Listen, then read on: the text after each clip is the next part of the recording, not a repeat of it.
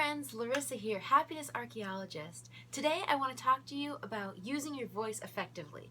I'm going to try to use some illustrations from a Toastmasters meeting and phone call to help you understand these concepts.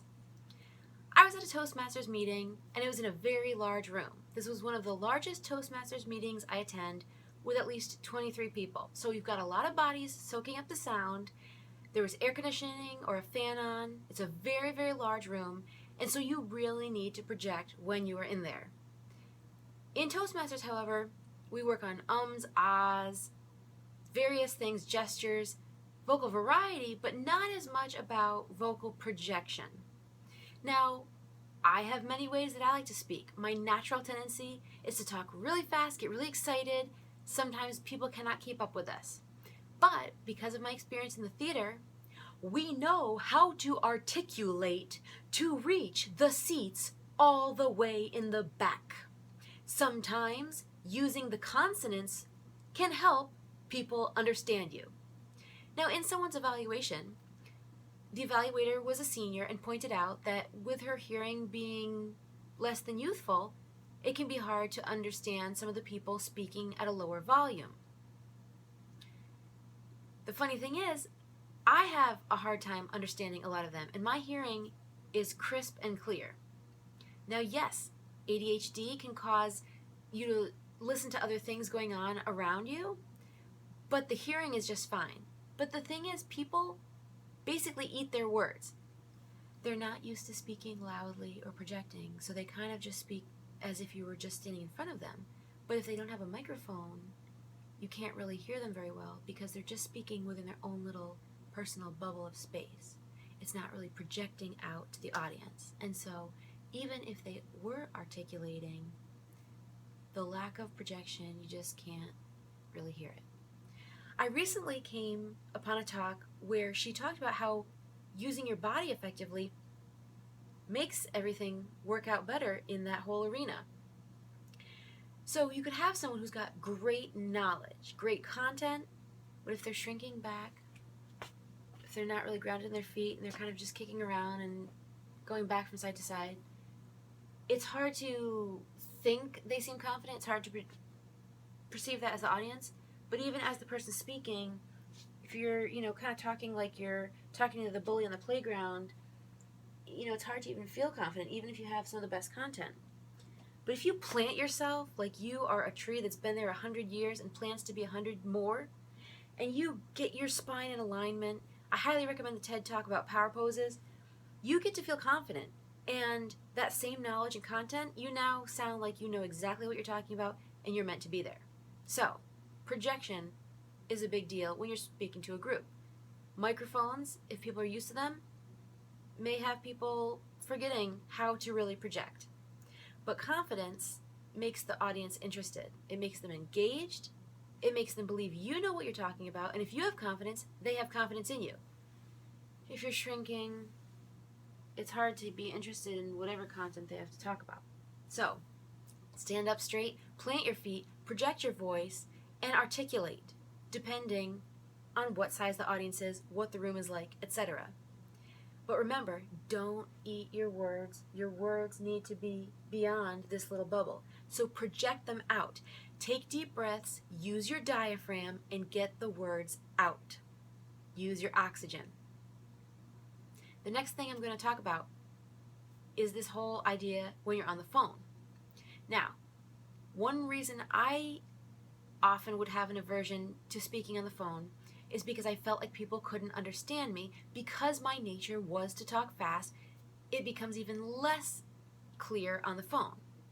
So not only do I have to focus on that more, but I also used to feel like, well, they need to see me with my hand gestures and how animated I am, and then they'll understand me. If I don't see all that, then they don't really know how I am. They just hear someone they can't understand. Okay. If I get excited, I get really talking fast, and it can be hard to keep up with, etc. But if I know that I have to speak, I can get it together to get the message across, because I want you to hear what I have to say. Unless I'm just talking about puppies and I really love them and bunnies and it's so really exciting and love colors I love them, and it really doesn't matter what the content is very much, does it? So, I love to talk in lots of different ways. I love using accents, I love being on stage, love making people laugh, but every setting has a different voice and way of carrying yourself. So, on the phone, sometimes you're talking late at night when other people in the house are asleep and you don't want to bother them. So you need to talk quietly. I recently did a Toastmasters talk. I don't know how this is going to come across on the microphone, but in the talk, they said that even when I spoke quietly, they could understand everything that was said, which is rare. Because sometimes when people talk quietly, they start to mumble and they lose their energy, kind of like I mentioned before. But everything just kind of goes together because it doesn't take as much energy, and without the energy, you don't know what's going on. But you can speak with energy at a low volume. You might have to slow down, you might have to project more evenly, and you might have to articulate to the point where it feels ridiculous.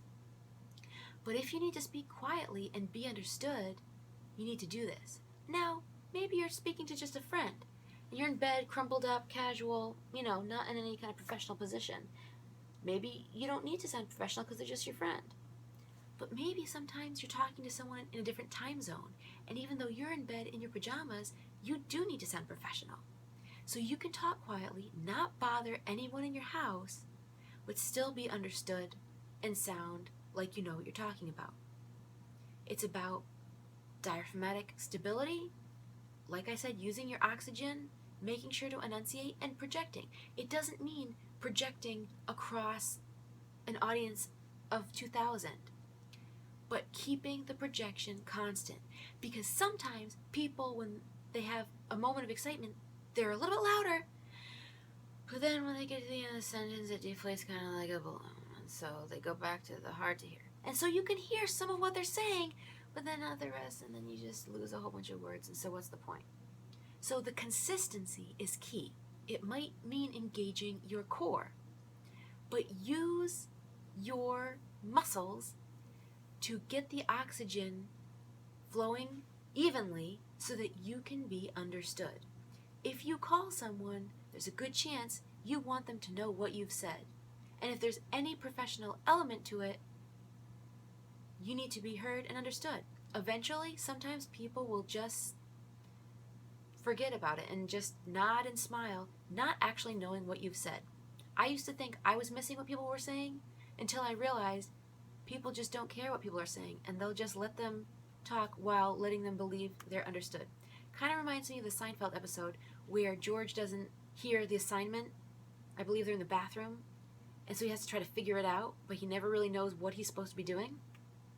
Make sure that if you're giving the assignment, they know what they're supposed to do. And if you're getting the assignment, that you've heard, and you might want to repeat back to them in your strong, consistent voice what it is that you've heard. So, I hope these are helpful. You can be a better speaker, you can be a better communicator, you can use your voice better. I have to think about it all the time because my natural self wants to speak fast and sometimes not project. But when I'm thinking about it, I hope that people can understand. Thanks so much for listening. Have a great week.